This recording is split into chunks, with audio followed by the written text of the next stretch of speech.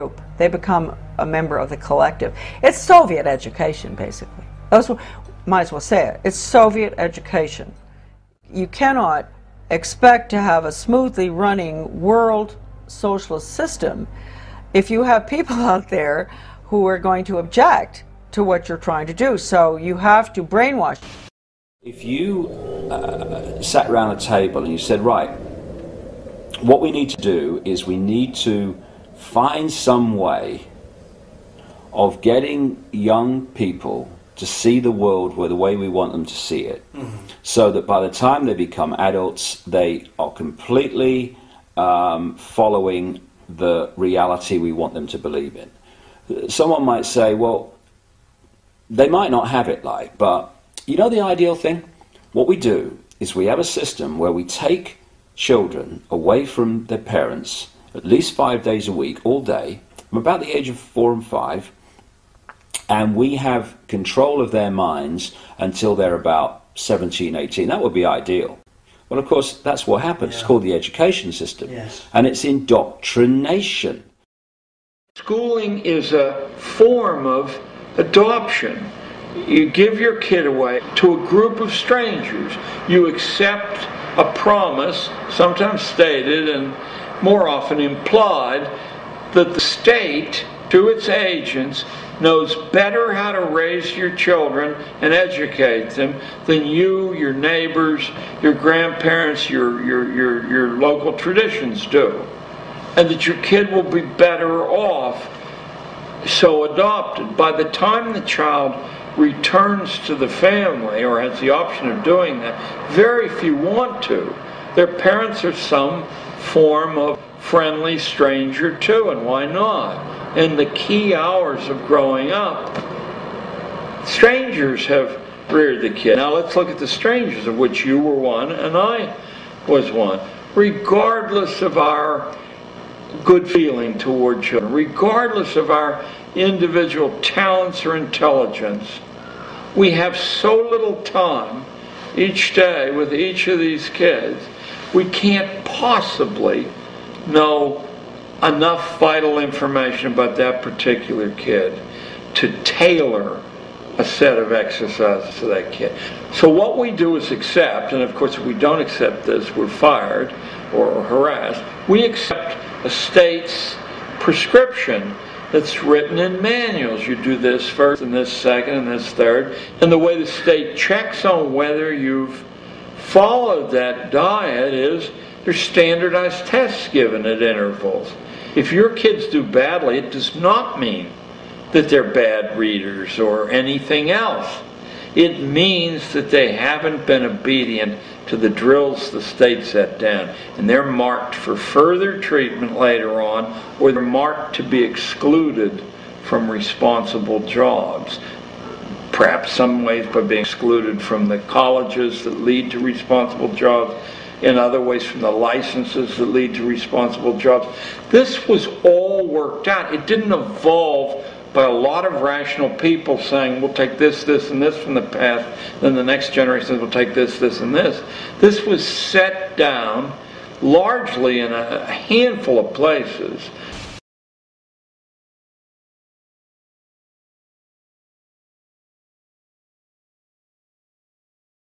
I think it's important to understand that most of the educational programs that are implemented in the United States stem from the National Education Association.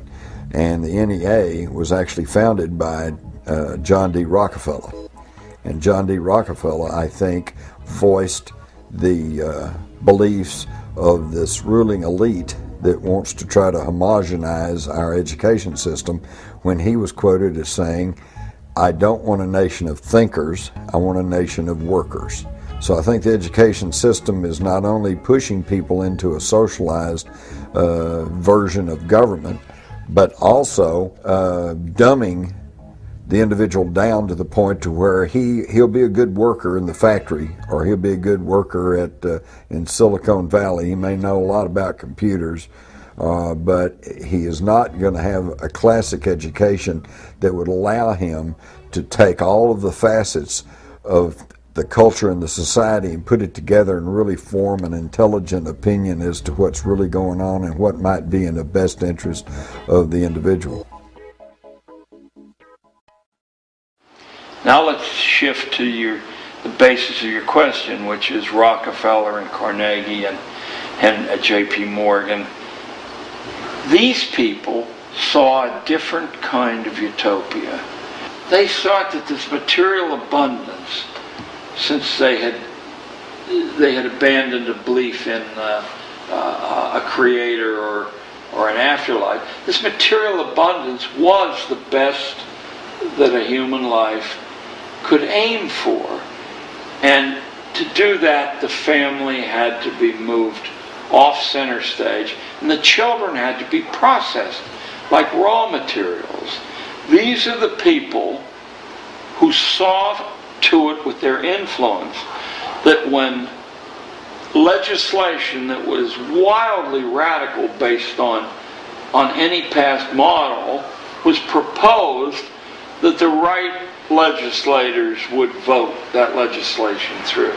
They saw to it that money was available to build these vast piles of brick and stone and to drain children out of the community by the force of law, mind you, because they don't teach the way children learn, nor can they teach the way children learn. That's not what they're set up to do. They're set up to produce a predictable, homogeneous, safe product. They're set up to sort people into occupational categories, roughly consonant with what the current economy demands. The whole system, because we have two hemispheres of the brain, the left brain, which is about words and this world reality and, the perception of this reality. We have the right brain, which is where you get creativity, inspiration, and connection, and then you've got this corpus callosum, which connects the two. First of all, we use a fraction of our brains. Why is that? And the other thing is that what the system does is it turns out left brain prisoners. They run the system. And it does it by putting information through schools and colleges and universities into the left brain, which it then says at time of an exam, give me all that back, and if you tell me what I've told you well enough to believe, then you'll pass the exam and you'll be very successful. Anyone that takes that information into the right brain and puts their spin on it, or questions it, or sees through it, and puts that in the exam, they are perceived as a disruptive influence in the classroom. Yes, they are. And so what happens is, for you to become a doctor, overwhelmingly a politician, a journalist, someone often in industry, all these areas that control the system. The professions. The professions. Yeah. Lawyers. Yes. I mean, on and on we go. You have to have gone through your young life constantly taking information into your left brain and regurgitating it out on exam papers. To become a teacher, you have to go through that process. Then you go through teacher training college, where you're taught how to do it to others, and then you're let loose on the children. Yes. The whole system is run by left brain prisoners. And if you look at the school system, things like music and art that stimulate this side of the brain, the uniqueness, they are constantly cut back in favor of left brain curriculums. And this is systematic. I have to get this over to people. This is not